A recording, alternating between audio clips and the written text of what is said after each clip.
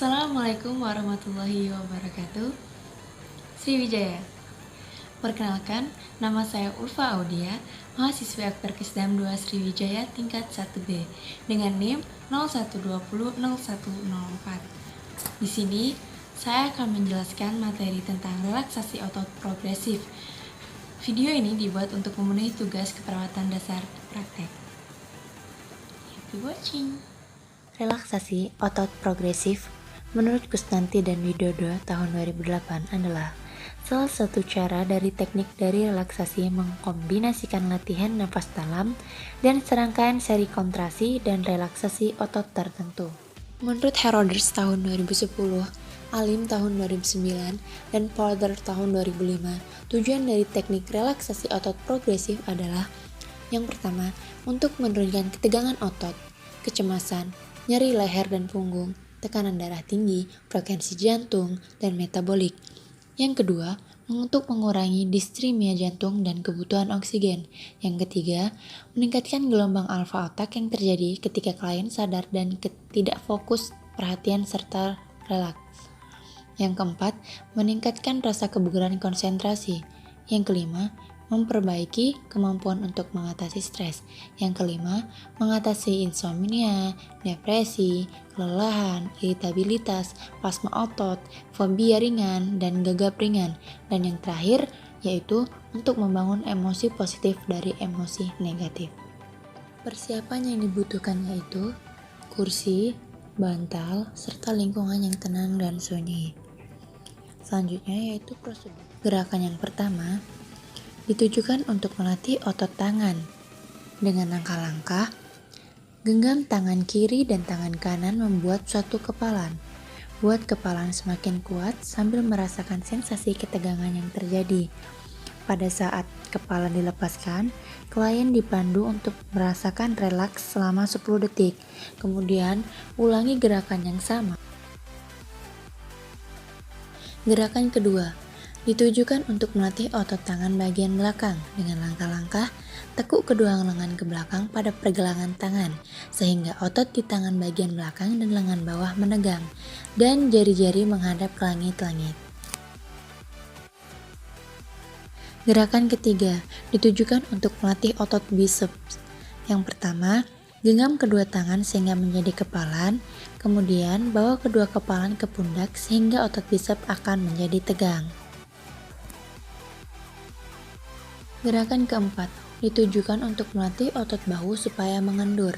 Dengan langkah-langkah, angkat kedua bahu setinggi-tingginya seakan-akan hingga menyentuh kedua telinga. Fokuskan pada bagian atas dan leher.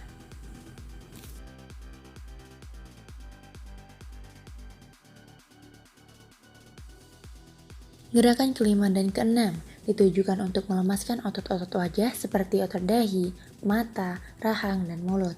Dengan langkah-langkah, gerakan otot dahi dengan cara mengerutkan dahi dan alis sampai otot terasa dan kulitnya keriput.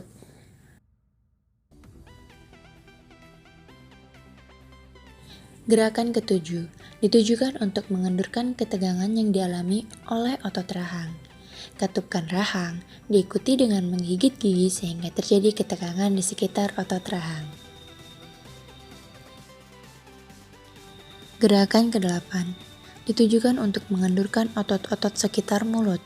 Dengan langkah-langkah, bibir dimoncongkan sekuat-kuatnya sehingga akan dirasakan ketegangan di sekitar mulut.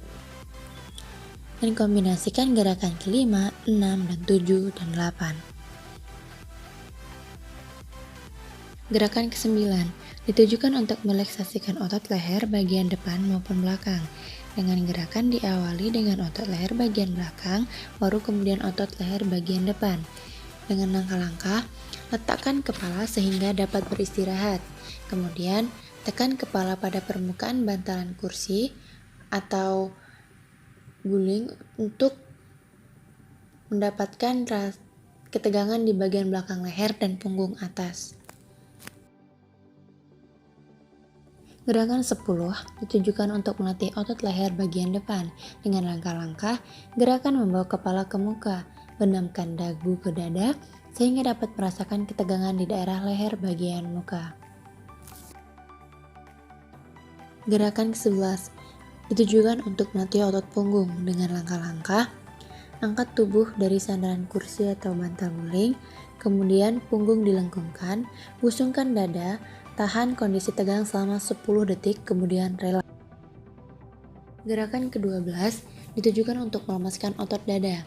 Dengan langkah-langkah, tarik nafas panjang untuk mengisi paru-paru dengan udara sebanyak-banyaknya, ditahan beberapa saat, sambil merasakan ketegangan di bagian dada sampai turun ke perut, kemudian dilepas. Saat dilepas, lakukan napas normal dan lega, dan ulang. Gerakan 13 ditujukan untuk melatih otot perut. Dengan langkah-langkah, tarik dengan kuat perut ke dalam, tahan sampai menjadi kencang dan keras selama 10 detik, lalu lepaskan, dan ulangi kembali seperti gerakan awal perut ini.